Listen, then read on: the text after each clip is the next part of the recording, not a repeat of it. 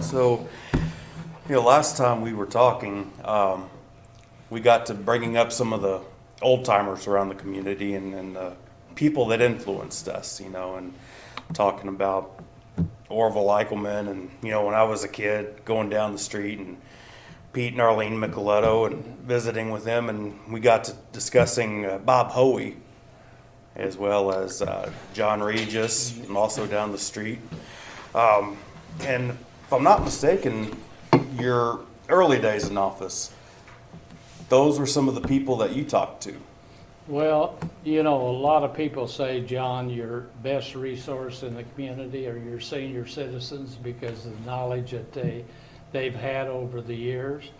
And when I was first elected mayor, one thing I would do would kind of, pick their brains a little bit.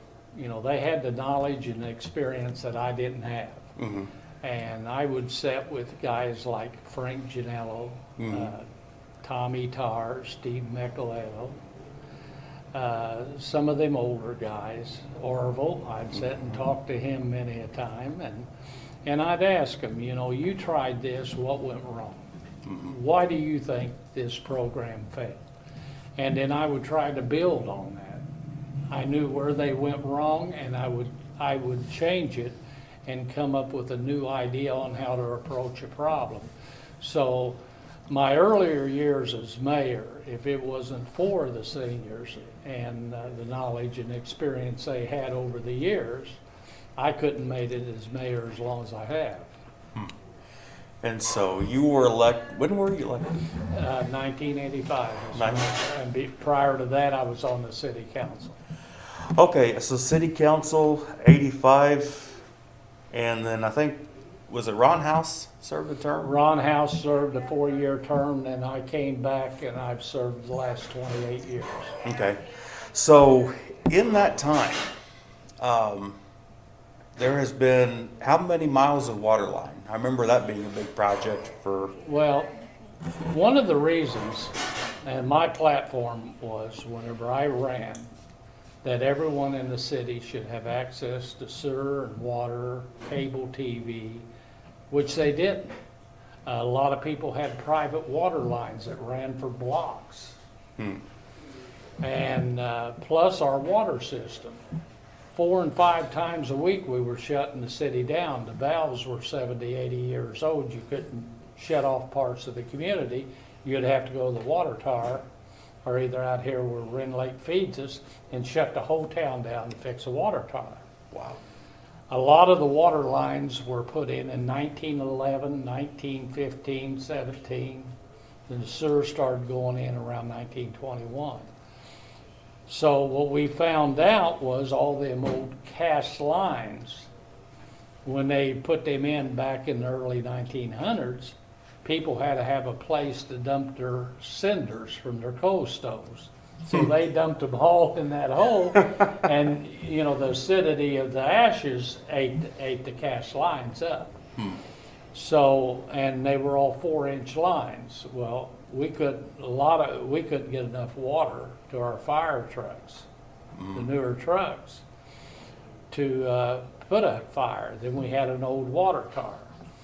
So what we did was we had a couple DECA grants at that time. It wasn't called DECA, it was called DECA. And I went to Springfield and met with DECA and had our state legislator with us, met with the EPA, and we got a grant. We got a couple grants to start installing new lines. I sat down with the engineer and we developed a plan in 6 phases of rebuilding 90% of the water system in Christopher needed to be replaced. It was a 20-year project. We did it in 17. We got 6 grants. Each grant would total between $400,000 and $500,000 from the state of Illinois, and we would have to pay 25% of that. Well, now how are we going to get the money, $130,000, $40,000 a grant to pay for that? We put a $3 surcharge on every water customer. That money went into a water line replacement fund and was used strictly to pay our share of the grant. We rebuilt 90% of this water system, and the people in Christopher are not in debt. It was paid for. We started on the sewer, which is southwest part of Christopher and the southeast part of Christopher. We added where sewer, where people on Bybee Street would have sewer. We put in all new sewer lines. Now we're going to be working on the north part of Christopher, north of the tracks. And that's going to take several years. In the meantime, we were in violation with EPA on our lagoon system. It was outdated, it wasn't functional, our effluent samples were high that we were dumping into the creek. So we had a $750,000 grant, which wasn't enough to do what we needed to do, so went to Springfield, and after about a year and a half, we got an addition to that grant. Well, we built a $1.2 million lagoon system. Now that sewer lagoon out just south of 15th Street, that was in the early 90s? In 1988, we put it in service. 88. The latter part of the summer of 88, it went into service. Yeah. Now, one of the things, well, that sewer lagoon, that's as old as I am. You know, I'm 32 now. One of the things that I was unaware of, but apparently since then, now Mulkeytown, Coelho, and Buckner. When I went to Springfield over this lagoon in 1986, EPA already had plans. And one of the representatives, and we were with Senator, well then it was Representative Jim Ray. He told us that we would get some additional money for the grant. But in the future, they're going to build them lagoons. And if you look, they're big lagoons. Mm-hmm. Because one of these days, we are going to service Mulkeytown, Buckner, North City, and Bellaire.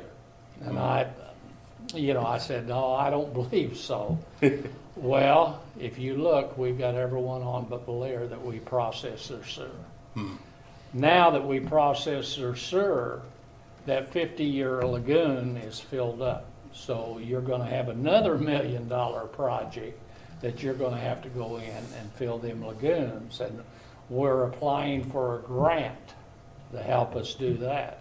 And another thing, when them lagoons went in, we paid off the debt of them lagoons. Were financed for 20 years, about $300,000, and we paid it off in about 16 years. So how much debt is Christopher in now? None. None. See, so you're a guy, you're not a, let's just put it on the credit card and worry about it later. John, I believe that you plan and you don't spend money unless you've got the money to invest into a project.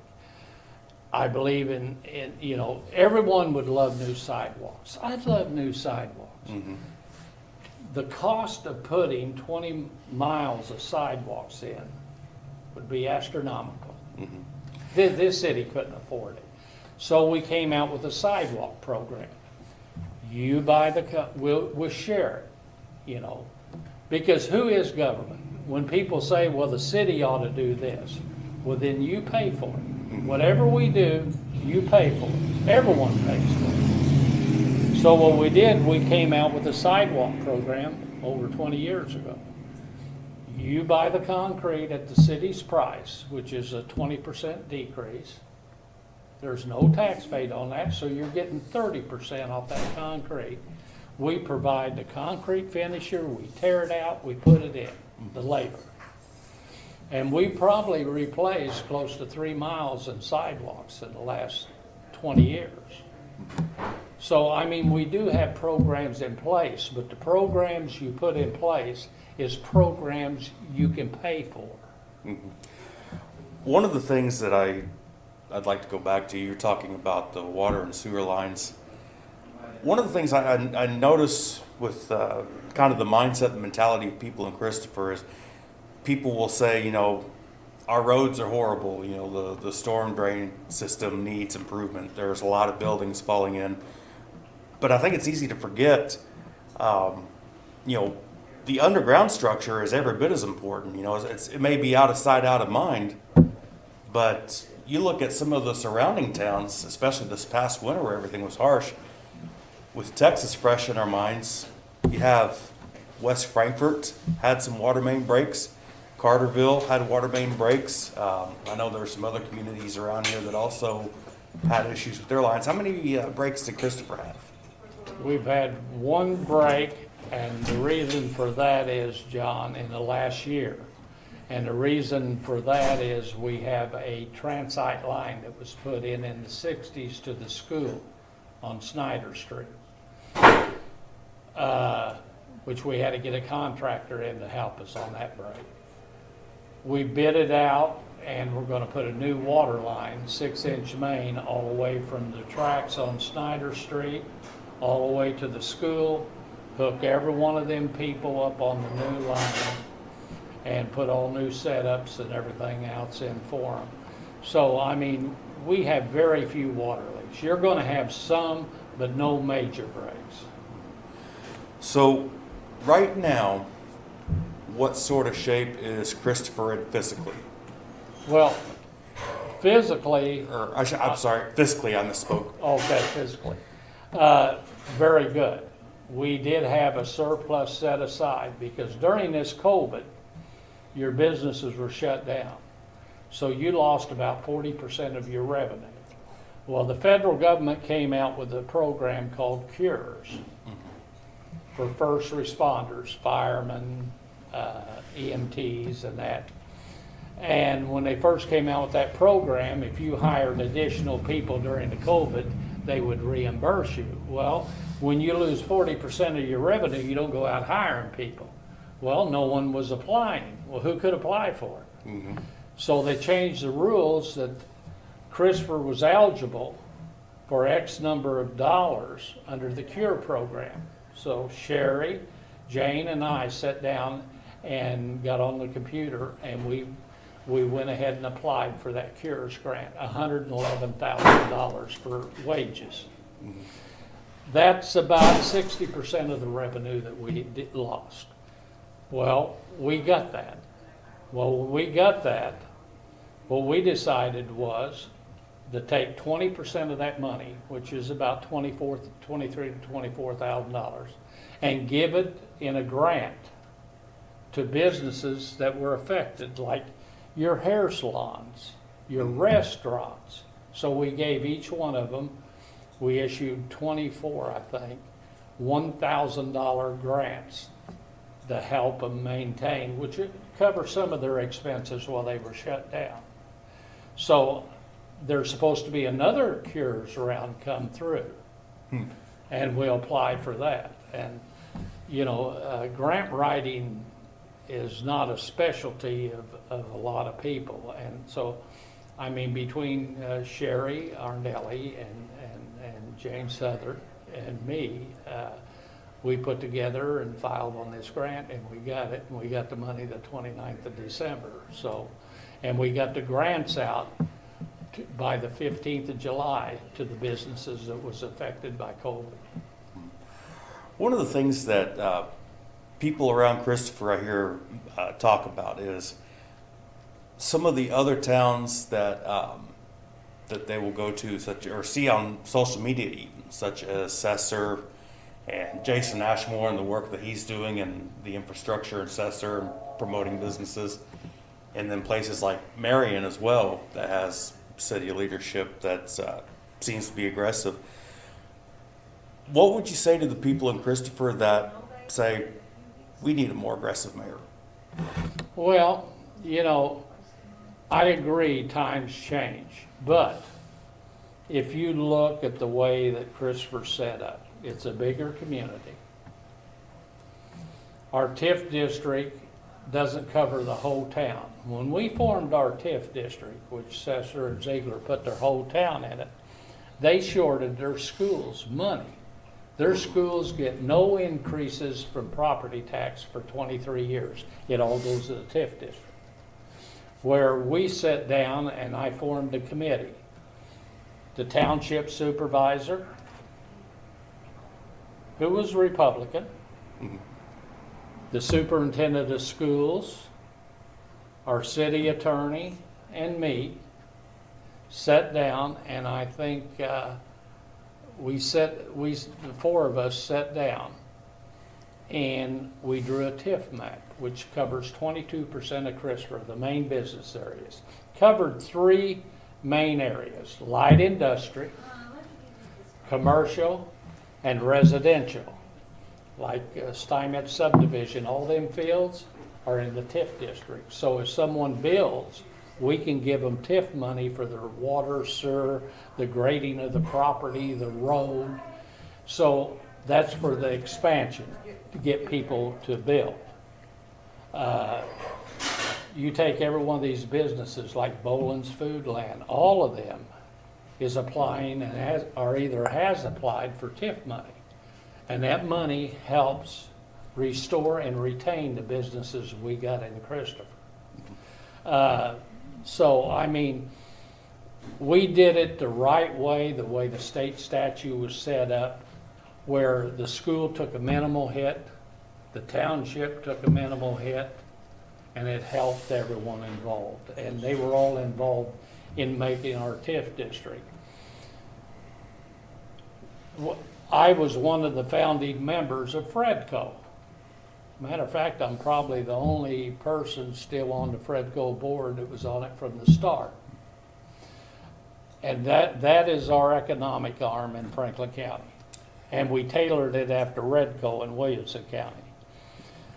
If anyone knows anything about economic development, you may try for 15 businesses till you land one in this county. And when we formed Fredco, we said, it doesn't matter what town in Franklin County it goes to. If a factory employs 100 people in West Frankfort, we're going to have a percentage of people in Christopher work there. If it locates in Christopher, Benton and West Frankfort's going to have people work there. So we did it as from a county level. Christopher had more older and larger buildings than a lot of these people. When the coal mines went down, it hurt everyone here in Southern Illinois. You know, and now what we got is demolition of some of these buildings, and people don't realize, like the building that we lost Cody Van Fossen in, the firefighter, 118 West Market. We got the bids on them over a month ago. It's almost $120,000 to tear that one building down. So $120,000. Yes. That's a lot of money. We've tore down 3 commercial structures in the last 10 years, and there's a lot more, but coming up with the money is something, because when you take that $120,000, that money is going to come from your general fund. We demolish 4 to 5 houses a year. We go to court. This last year, we tore down 4, got demolition orders from a judge to tear down 4 houses.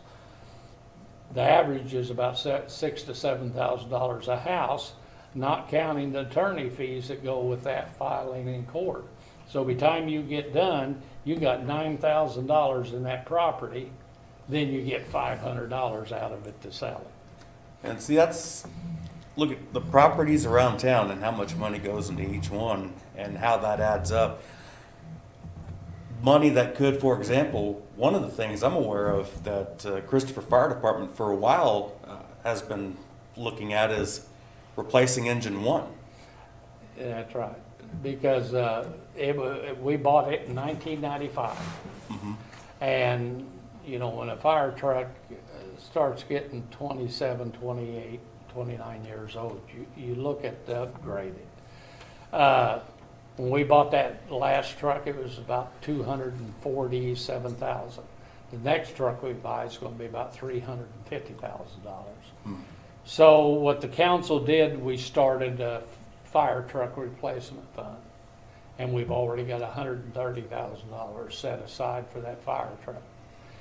Here last year, we had to buy all new air packs for the firemen. We had to dish remember out that. $78,000 at one time. So a lot of people don't realize that you look at it and you say, yeah, we need a demolition program, we got that.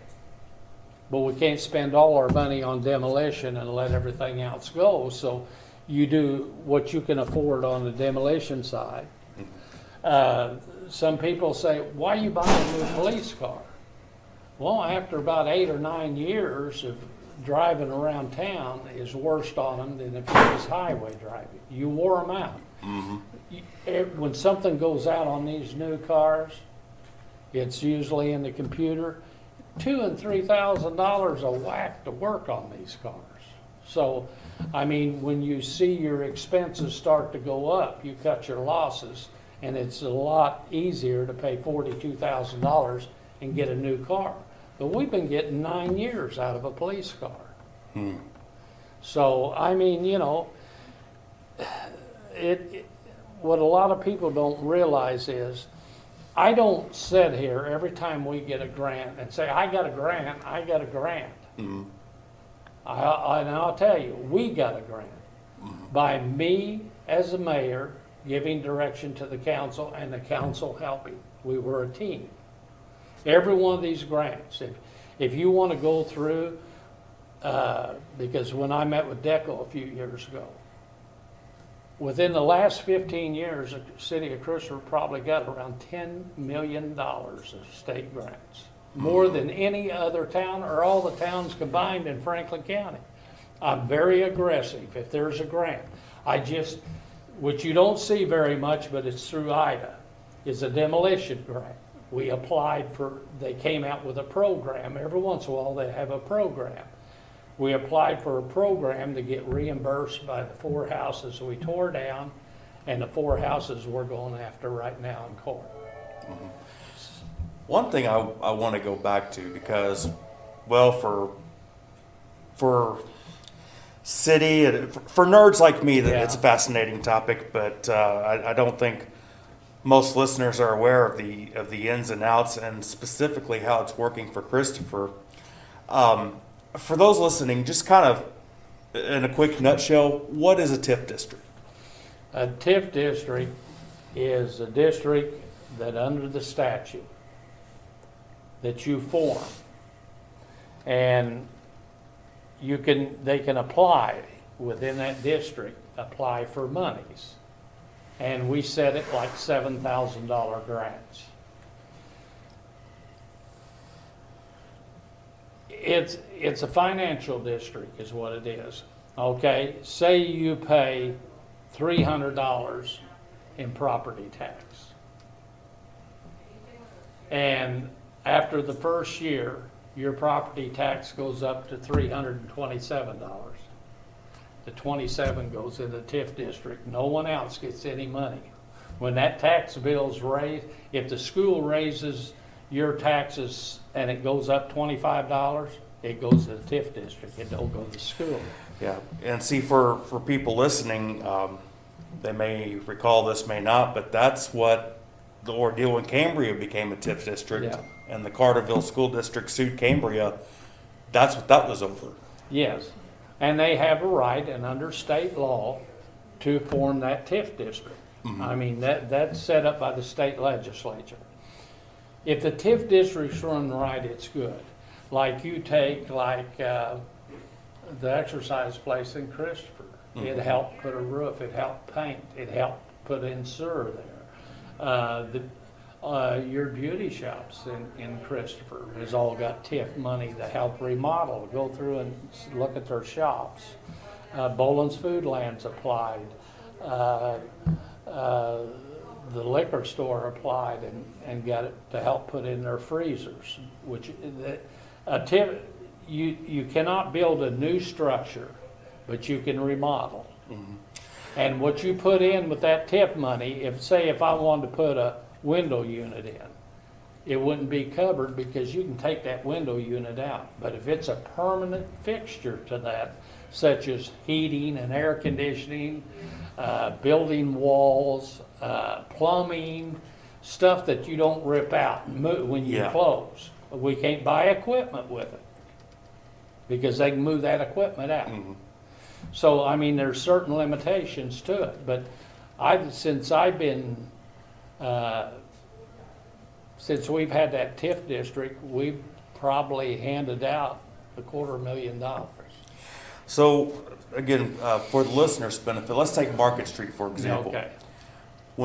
And we've seen in the past few years, quite a number of new businesses on Market Street. In my lifetime, Yeah, Market Street to me seems the liveliest it's been in my lifetime.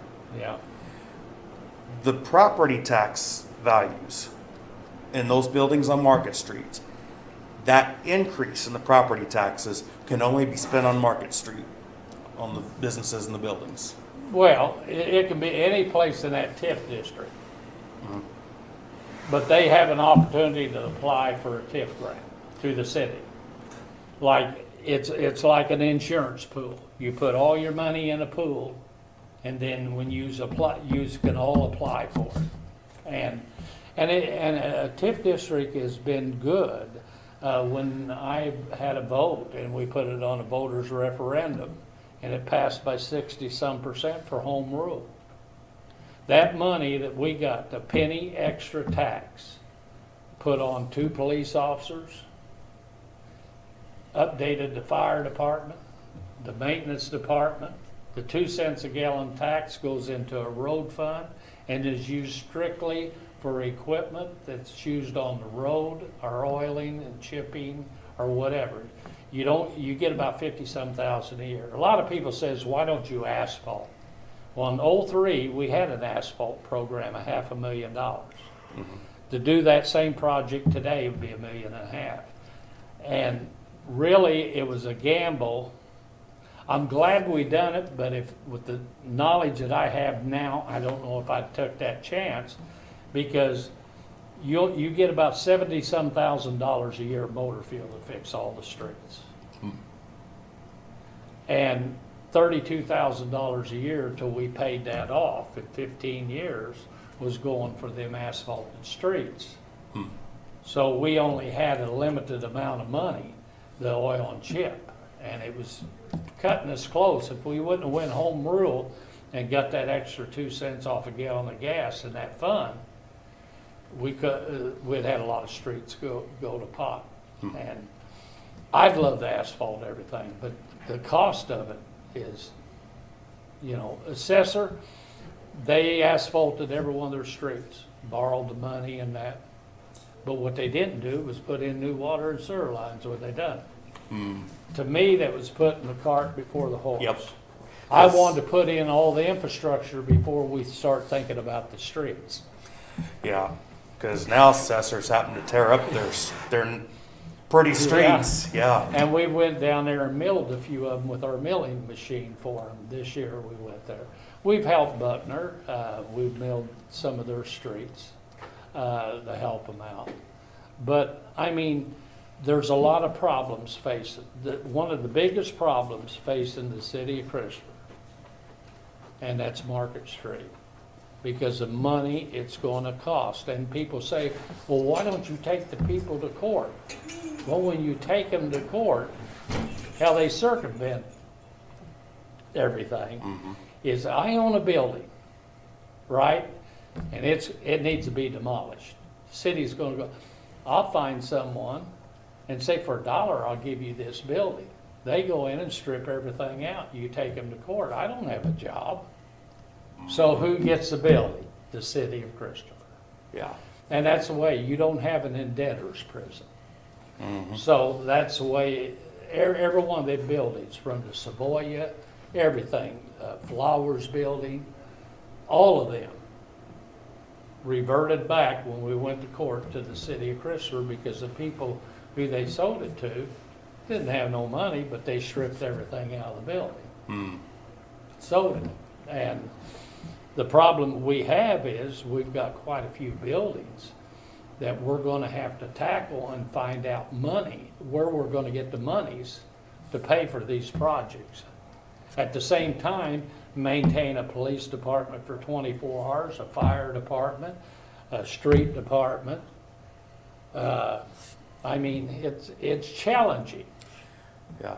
One thing that I wanted to bring up as well, and you talk about the challenges that not just you face, but the challenges that many small towns around here face.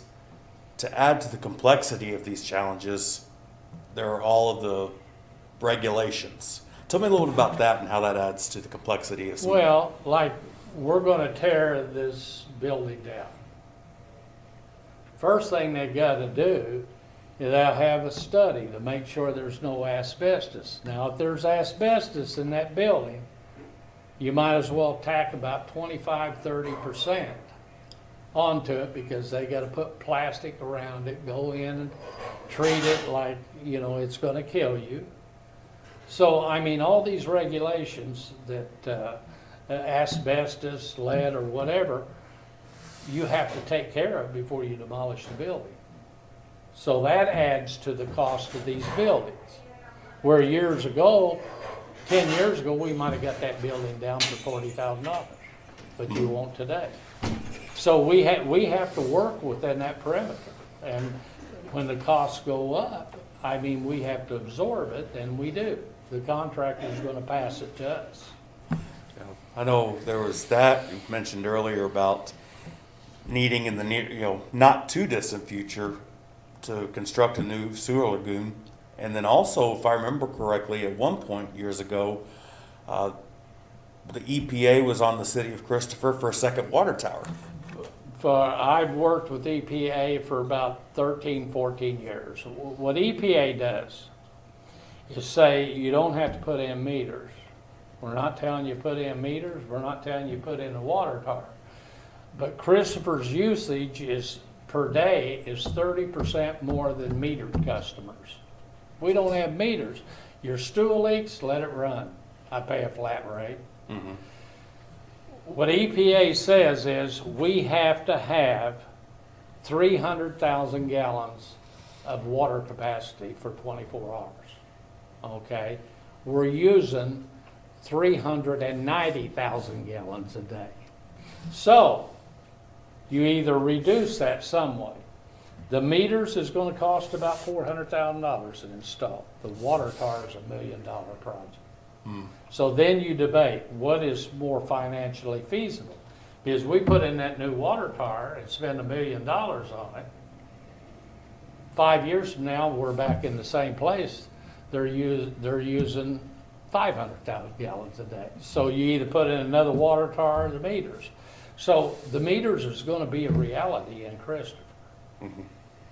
I mean, and we're being forced. We've got to do something. We're at the point now that EPA is, and people says, well, I tell EPA I'm not going to do it.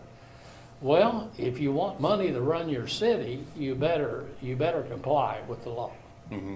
And it's I don't agree with EPA on a lot of things. Some things I do. Some things they're very helpful.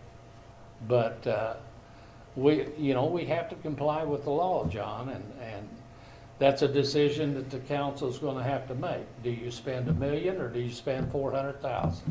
Yeah. Real quickly, I do want to ask you, what are some things that you hope to accomplish in the future, Christopher? One thing that I'd like to see, and talking with the mayors in other towns, we had the same problems. Go through these other towns. I don't care, Heron, Mount Vernon, go through some of these other towns. And we basically got all the same problems. Mm-hmm. One of the biggest challenges I think facing Christopher now and is our economy around here. We are not going to be able to fix this economy without state and federal help to draw the businesses in here, to give them the incentives to come in here. Christopher's infrastructure set up that we can handle a light business. But I think the federal and the state governments are going to have to come in Southern Illinois and help us attract these businesses. Give us the incentives that we could draw. I couldn't come up with $1 million worth of incentives to get a small plant here. You know, so it takes state and federal. That's one, is the economy. You know, like they said, the economy's stupid, and that's right. We've got to get better jobs, not minimum wage jobs, but we got to get better jobs in the community that pays benefits. Because when you get that type of people, like when you had the coal mines full force, you had 4,000 coal miners in Franklin County making $50,000, $60,000, $70,000 a year. You don't have that no more. You got $20,000, $25,000 jobs that took its place. So we need to get decent jobs into Christopher. And that will take state and federal support to do it, to recognize that Southern Illinois needs some help. The second thing is the deteriorating infrastructure within a city. And we've been working on that. But part of the infrastructure is these buildings too. And each town and each mayor I've talked to is looking at millions of dollars to demolish these buildings. Our lifeblood in Christopher, and people laughed at me 30 years ago when I told them, is Route 14. Where do you see everything moving to now? Coming up. You know, here on Christopher Talks, someone was talking about, you know, the dollar store, and we got to talk. And I don't answer too many times, but I answered back, you know, that we worked hard to get the dollar store, and one person commented and said, well, it stayed in Christopher. When the dollar store was getting ready, they were going to build a place. They were looking at the outskirts of Christopher. If you move that out of the corporate limits, you'll have the same amount of business, but the city of Christopher's not getting no sales tax. So they were looking at a site outside of city limits. Yeah, because see, Ziegler didn't have any. And what we were afraid of, that they would take that dollar store and move it out a little closer. And if you go around Southern Illinois, you see dollar stores out in the middle of the country. The dollar store feeds us about $20,000 to $25,000 a year in sales tax. We couldn't afford to lose it. So the developer called me and said, the dollar store's we're gonna move, Mayor. You give us 3 sites. I said, okay. I said, he said, I'll call you back and you think about 3 sites. So he called me back, I think it was on a Monday or Tuesday. And I said, I've got you 3 sites. I said, one is to buy the existing building and tear it down and build a new one. The second location is the 4-way stop, and they like that.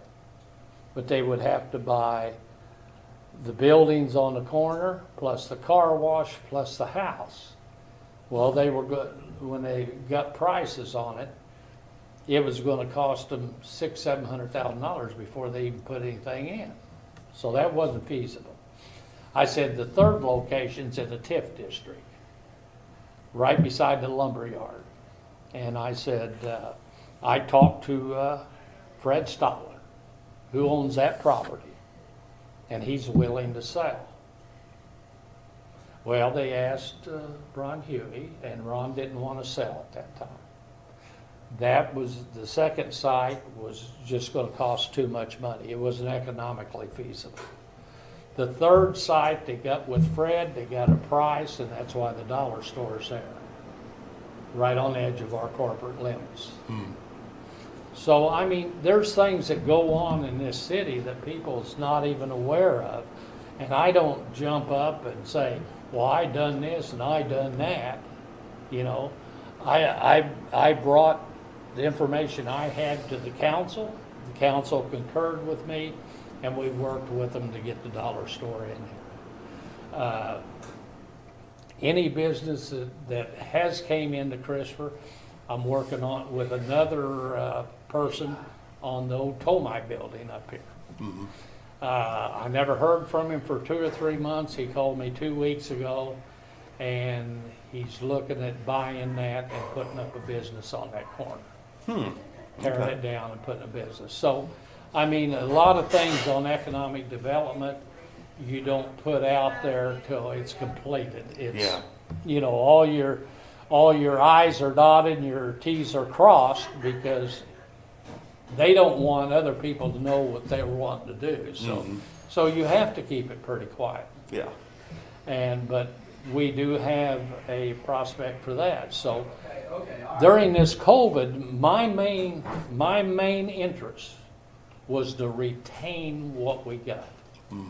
You're not going to bring businesses in during COVID, because they're not going to take a chance of opening up. But if we can retain and keep what we got, hey, I'm for it 100%. And we've worked with all of our businesses on it. You know, the average person, unless they're involved in city government, don't realize day to day what we do behind these doors that they don't even see. You know, and you know, I'm fortunate. I'm retired, and I can spend 30 or 40 hours a week in this mayor's office. And you know, and I've had people say, "Well, you didn't know how to be mayor when you first elected mayor." No, that's wrong. I sat up on the council. I was chairman of the street and alley department. A year later, Reuben Flatt died, who was alderman. They put me as acting chairman of the water and sewer department. So I had the two biggest departments. When I first got on the council, the first meeting we were voting, and after the meeting I got a hold of Mayor Regis, and I said, "Mayor," I said, "John, I don't even know what I'm voting on." I said, "I want to know where our money comes from and how we spend it and what we can spend it on." He said, "You go talk to Evelyn Owens." She was our treasurer. So I went, had 4 or 5 meetings, a couple hours, and Evelyn explained to me what tax levies was, what your appropriation ordinance was. You can spend money on this fund for just this money, you can spend it anywhere. This is what you got coming in. And when I ran for mayor, I was pretty, plus John put me on the Central Dispatch Board. So I had more than one job. I learned that job. So when I ran for mayor, and the first day I was mayor, I knew what that mayor done. I just didn't run for mayor one day and get here and say, and I knew the only way that Christopher is going to move forward is we got to rebuild the infrastructure, and that was my platform. You know, you can say, well, we need a change. Well, change to what? You know, what are you going to change? What have I done that you could do better? Or what haven't I done that you could do? No one can answer me that. It's just a change. Yeah. You know, I put it in my heart and soul for the last 37 years in city government, because I love this town. It's a great town. It's got good people in it. And our problems in Christopher wasn't created overnight. Yeah. And we're not going to get out of this mess overnight. Yeah. So, I mean, you know, I say if you're gonna run for a position, then you ought to know what you're going to change. You know, you can't wait till you get in there and then find out you can't do nothing. One of the things, and this is one of the reasons why I wanted to do this podcast, is because listening to you, it's an education, and then personally speaking, I listen to this juggling act that you do, and I'm like, I wouldn't want that damn job. Well, you know, John, from the time, I guess I've always been, when I went in the military, the first thing I said when I went to the military, I'm going to be a sergeant. In a year, I was sergeant. I've always been in a leadership role. When I started in the coal mine, I didn't start at the top as president of a local union. I started at the bottom. I learned the structure. I was mine committee chairman. I was chairman over all 3 shifts. I moved up to vice president. Then I was president for 15 years. But I've always been in a leadership role. I like challenges. I like to figure out problems. When people say you can't do it, I say we can do it. We may not do it overnight, but over a period of time, we can accomplish our goals. You know, is everyone going to like me? No, they're not. Is every employee going to like me? No, they're not. But whether they like me or not, my heart is in this town. And sometimes I wonder myself, why am I doing this? You know, because, you know, sometimes people,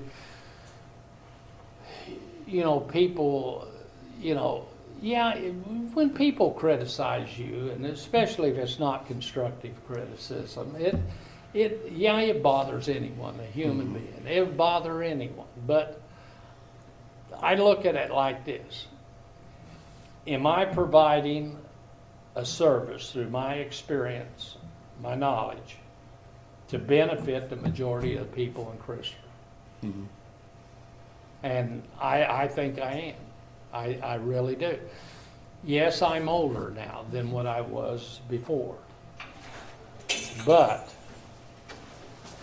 I diversified our council. We've had openings at all. I appointed Katie Pettit, 37 years old, a young school teacher, a woman. We've got old people on the council, we've got young people on the council, we're diversified. I listened to Katie's ideas, and a lot of her ideas are good ideas. And the council gets in back of her, I get in back of her, and we do it. Like on Main Street projects, school projects. And that's what the city's here for. I think, and one thing I was going to ask, and wow, what a way to kind of wind things up. Anything, closing things, remarks that you want to say? Well, I would,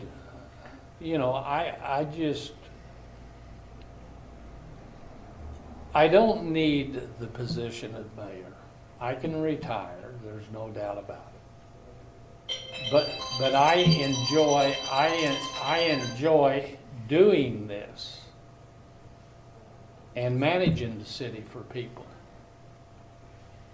And my heart and soul's in it, and I'll continue to look at grant programs that's available.